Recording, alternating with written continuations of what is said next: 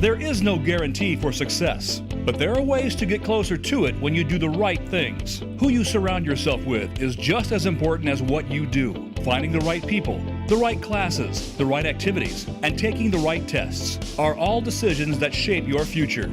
Find out more today on Destination University with Dr. Cynthia Colon. Dr. Colon and her guests will give you the tips you need, whether you're a student, parent, or educator. Now, here is your host, Dr. Cynthia Colon. Welcome to Destination University.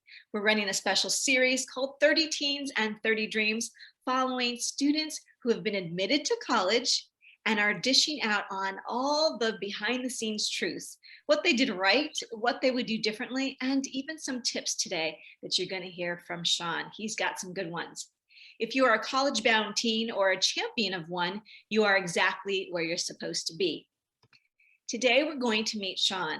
And Sean is from New York. Yay. I love New York. You know, those of you who follow me, you know that I lived there for a bit. And these two, he's one of two twins, of course, and he's going to dish about his thoughts on early action and early decision and what he thinks you should do for those of you who are listening who are a bit younger. So I can't wait for him to share his story.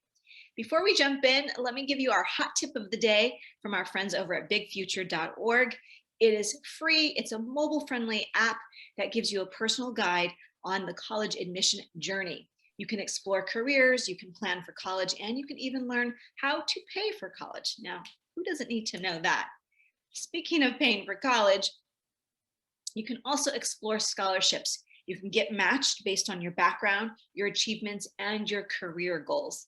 Again, I think Sean's going to have something to say about his thoughts on how to best gain scholarships along the way. All right, so can you hear me okay? Yeah, I can. All right, perfect. Let's see. All right, let's just go right to the star of the show here, Sean. Now, I'm going to jump in, and you are very active. And just because I know you're at school and you're taking a break really quick in your car here to do this interview, thank you for that. Let's jump in by just you sharing all the things that you do in terms of co-curriculars. You do a host of things. So tell us about where you are today and other things that you've done. Well, yeah, I think I could divide it in the main sectors of baseball and trumpet. I do a lot within each. Yeah, like you said on the slide, like I do wind ensemble in our school, which is one of the highest band in our school. Marching band. I did a Putnam Symphony Orchestra for a while. I do like some soloists where an adjudicator judges my solo, and that's where I can get recognized by the state and stuff, which I have. And then baseball. Yeah, I play baseball all summer long. I play in the fall. I play in the spring for the school. I love that a lot. And just other miscellaneous activities in our school, like the one I'm doing, Mu Alpha Theta, which is a math honor society, science honor society, national honor society, just so I could be active in the community and volunteer. I mean, Sean, honestly, like I often sort of work with Sean's mom to just get on his schedule. Like Sean is harder to get a hold of than the Pope. Like literally, you know, you're always doing something. You're always busy. You're always giving back. I just love that. And then I love it. I love for you to share. One of your essays was about, I think you did a little bit of part-time work, maybe last summer, either mowing lawns or something like that. So share a little bit about your work experience. I worked as a landscaper the summer going from 10th to 11th grade. And yeah, what I would do is I would edge garden beds, weed garden beds. I would mulch them. And it was a lot of hard work. And I learned a lot about dealing with clients and stuff. And also just being a hard worker, like even when you don't want to be, like it's not fun being on some rich person's property with their pool in the background and you're just sweating, picking weeds. It just builds character. And yeah. And I wrote about what was it? Weeding as a metaphor for the medical field and stuff. And like just like I'm healing the garden bed, I'm healing a person. And I just did that to be creative in my essay. Yeah. But to also show that I'm a hard worker at the same time without being like arrogant or condescending about that. I often will say that work is one of my favorite things on a student resume. and it's not just about sort of the earning the money, but it's all the things that you just said about building character. And look at what you did with that, using it as metaphor towards, becoming a doctor. So really great stuff. Okay, so let's get down to business here in terms of, let's start with how you came up with your list of colleges of where you would apply. And then I really want to ask you specifically, because I think you're going to bring the most information of our students that we've interviewed so far about early decision, early action, all of that. So start with, how did you come up with your list? Was it based on your major, geography? What was it based on? Really, I drove by every single college that I wanted to see. And then I saw, oh, does this college have the programs for me? And then I narrowed it down from there. Like, I drive to my grandparents almost every summer with my family. And like, we would stop along the East Coast at schools that were just along the way, just like 20 minutes off the highway. I don't know if that's like especially for kids living on the West Coast wanting to go to schools in the East Coast, that's not as probable. There were certain schools that I looked up, but yeah, in the end, all the schools that I wanted to go to had the programs that I wanted. And I came up with a list of, I think, 12 or 11. Yeah, no, I think that's good. I think if you do it right, if you create a list really well, I always say 10 to 12 should be plenty, but certainly students apply to more than that. 15, sometimes 18. So, okay. Now, once you, you did SA camp, and actually you guys, you and your brother, you started early, you did Dream College Academy, and you were really working on this process. So in terms of applying early decision and early action, okay? So for those of you who are younger out there and you don't know these two vocabulary terms, early decision is deciding that you will, if you are admitted, you will go. You're committing to that. Like you're signing and saying, I will go if I'm admitted. Early action is saying, I want to apply early, you're a top choice for me, but you have still until May 1st. So Sean, walk us through what you did in the fall. And I think you did all of it. You did a rolling action, you did early decision, and maybe some early action. So tell us what you did. Yeah, so I EA'd everywhere that I wanted to get my application, and I didn't want to do it in regular decision, just to get out of the way and give myself a higher shot at getting in. And also what EA does is certain schools, they only allow you to apply for scholarships if you apply EA. So that's why I did that to almost all my schools that offered EA. And then I ED'd at Duke, which was my top school. And yeah, I really wanted to go there. Should I tell them that I got deferred? Yeah, I'll keep on going through the process. Yeah, I got deferred there. And in regular decision, I got rejected. So even though I got rejected there, I still had other options at other schools. Should I tell them like if it's worth it to do ED? Yeah. So here's the thing, and thank you for being honest and candid, because this is the best when you're really honest about this, because I want others to learn from you.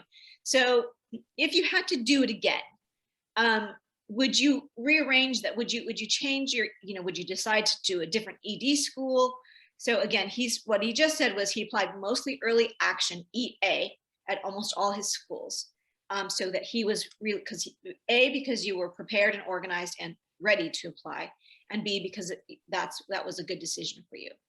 So what would is there anything you would change about what you did in the fall? Oh, that's hard to say. Yeah, because like definitely if I got in ED, it would have been a totally different, like I would not have gone through any of the other applications. It would have been a lot easier road, but at the same time, I think I would change it, because after this process, I learned that I'm a person that likes options. And yeah, I won't tell you the school I got in now. I think I'm going to save that for later though. But I got in this school and I knew it was my best school and I knew I wanted to go there most. And I'm still giving my mom a heart attack. Well, what about that school and that program and that stuff? And yeah, I'm a person that likes options. And I feel if you have a really good application, it will speak true no matter if you do it early decision or regular decision. I think it just comes with a confidence in yourself that you can get the admissions counselors to want to admit you. And yeah. Yeah. No, that's good. Okay. so we're not going to tell you what he's chosen yet, but let's see. Tell us the scholarships. You mentioned earlier that you applied early action, and also that's for a lot of schools. That is also a deadline to be eligible for scholarships, right? So is there anything that you would do differently about that, or were you happy with that the fact that you were able to get some scholarship money because you earned some merit money? Yeah. Yeah, I wish I did apply early action to those schools, because I'll mention one, Auburn. Their application was super easy, and I just never, like, I didn't think I was going to go there. That was the one college that I applied to last minute. I'm like, you know what, let's just see it. And it ended up being one of my top picks in the end, like the second place for me. And yeah, my brother applied there early action. He just had this scholarship portal where he had so many options to write essays and to get some money. Some of those he didn't even need to write essays for. It's just you click a button and see if it works for you. Oh, I see what you're saying. So you're I saying never had that option because I applied regular decision. Yeah. I see. Okay. So one of the schools so Auburn, you chose a little bit later, and had you applied earlier, you're saying you would have been eligible probably for some scholarship dollars. So I get it. Yes. Okay. So that's a really good tip. That's a really good tip to, if you can apply early, do it, because you could be, it could open up some more doors. Mm-hmm. Okay.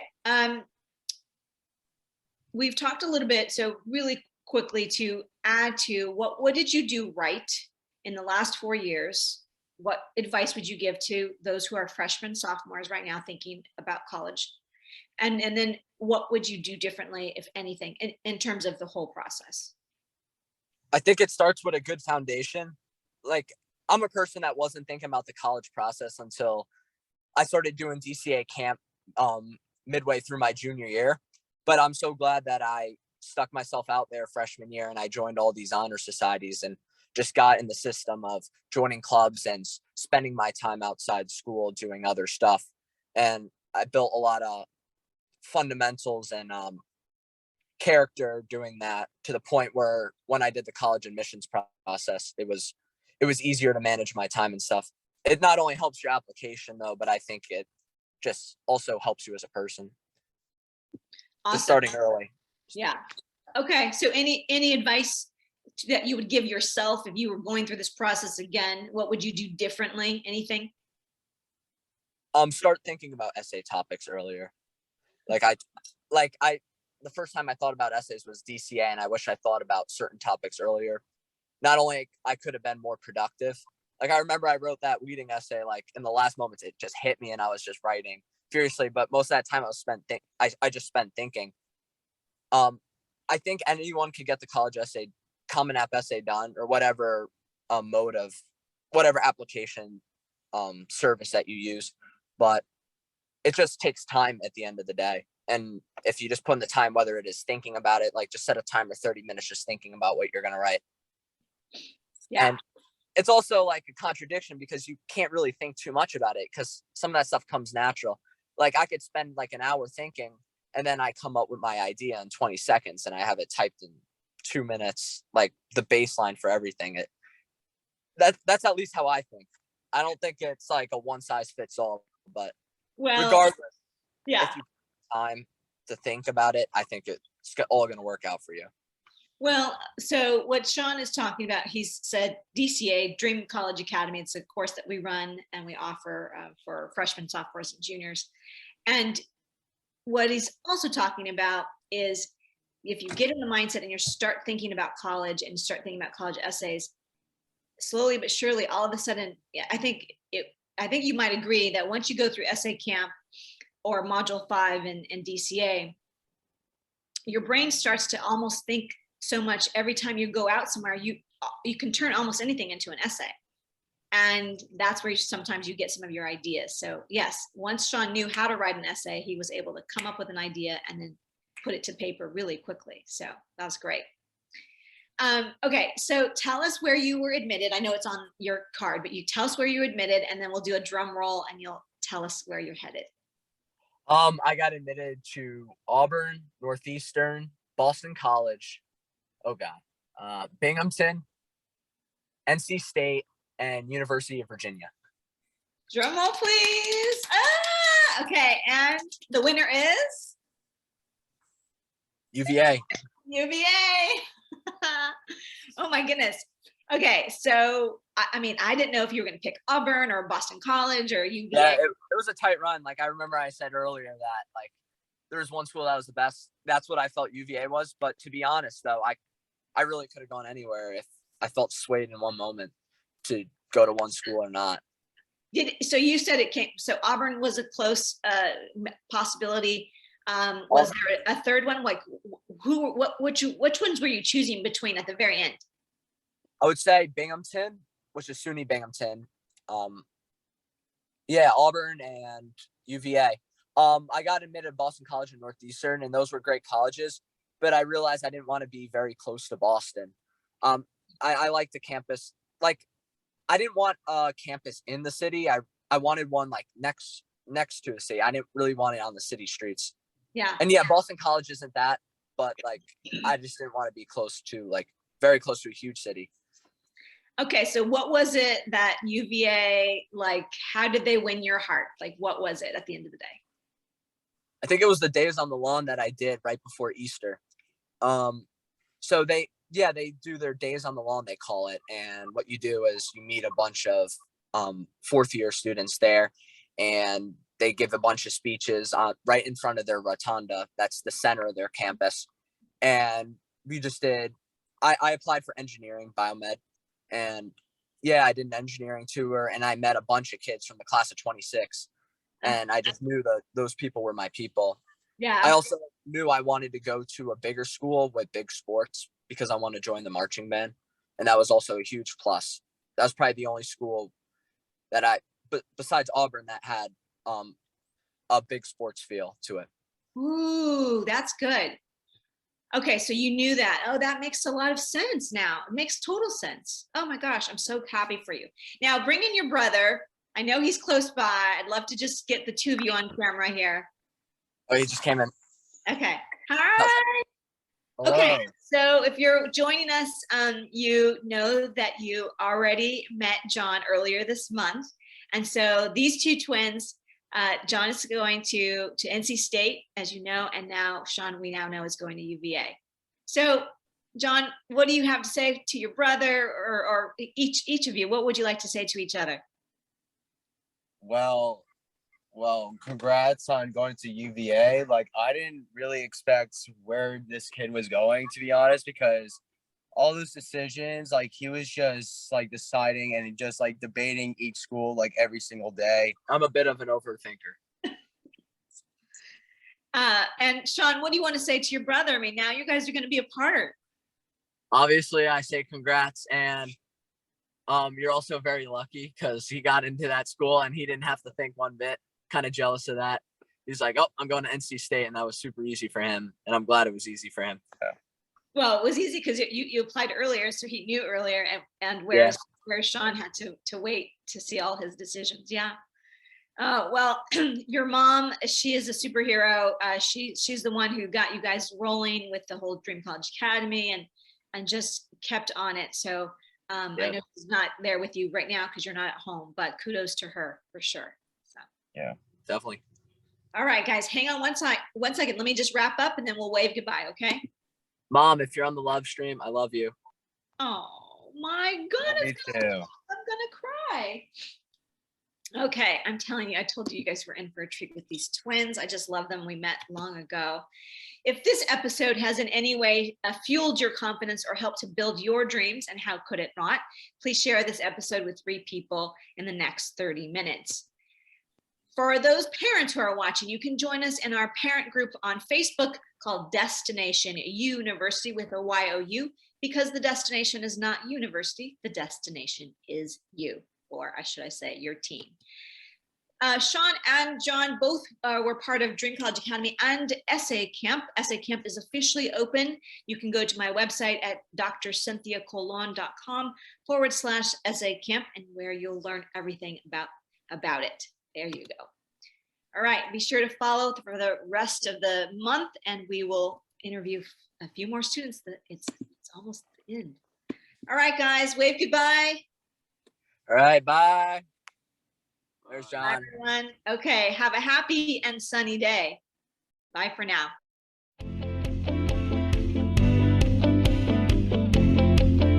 Thank you so much for listening this week to Destination University. Be sure to join Dr. Cynthia Colon again and get one step closer to your success.